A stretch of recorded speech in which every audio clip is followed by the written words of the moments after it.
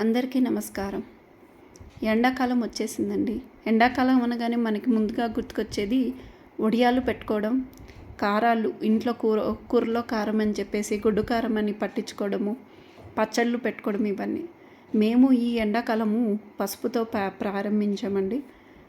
మార్కెట్లో నుంచి పసుపు కొమ్ములు తెచ్చుకొని ఒకరోజు కడిగి ఎండబెట్టుకొని తర్వాత గ్రైండ్ చేయించుకున్నాము.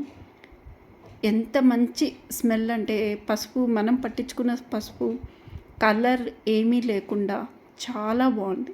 దీన్ని మనము ఒక గ్లాస్ జార్లో పెట్టుకుంటే పురుగు అనేది పట్టదు. చాలామందికి డౌట్ ఉంటుంది, పసుపు ఎక్కువ రోజులు ఉంటే పురుగు వస్తుంది అని చెప్పేసి. కానీ మేము ఎన్నో సంవత్సరాల నుంచి మేము ఈ పసుపు అనేది మా అమ్మ ఎప్పుడు పట్టించి పెడుతుంటుంది. మాకు ఇప్పుడు దాకా పురుగు వచ్చింది అనేది మాత్రం మేము ఎప్పుడు చూడలేదు. సో ఇలా ప్రస్తుతానికి నాకు 2 కిలోలకి 2 జాల నిండా పసుపు వచ్చింది. ఇంకా పసుపు మిగిలింది. ఆ మిగతా పసుపుతోటి కుంకుమ చేసుకుంటాం మేము.